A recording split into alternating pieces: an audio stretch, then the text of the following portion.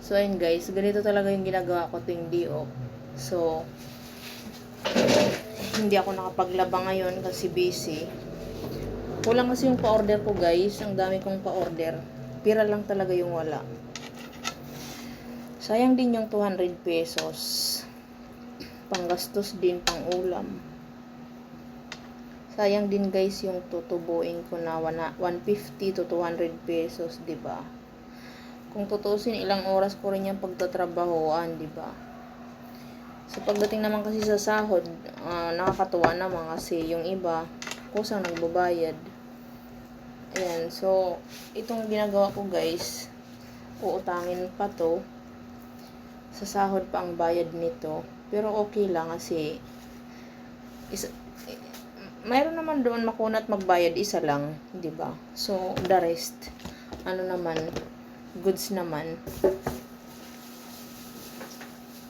Pero kahit dili lang siya magbayad. Makunat siya magbayad pero dili. Ganun siya. Kasi yung pera niya pinapaikot din eh. So feeling ko guys, marami-rami pa yata tong babalutin ko. Binalot ko na guys kasi baka masira or what. Yung wrapper kasi guys, kagabi pa to.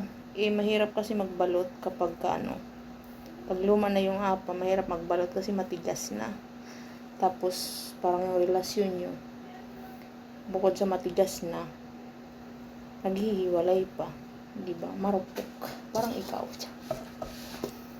So, ayun lang.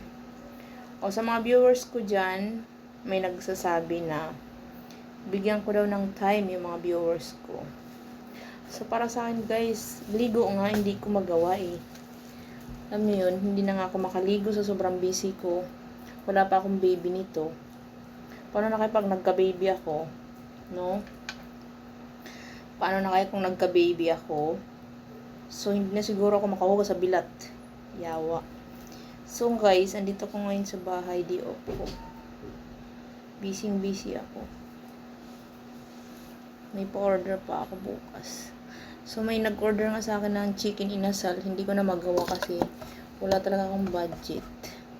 Inahabol ko to guys kasi sa 20 ata or 21. Sahod na ng mga gwardya. Kailangan ko sila mapautang ngayon para mabayaran ako sa 20 or 21. Ang iba naman kasi kahit 20 pa lang, pag may sahod na, nagchat-chat na lang sa akin.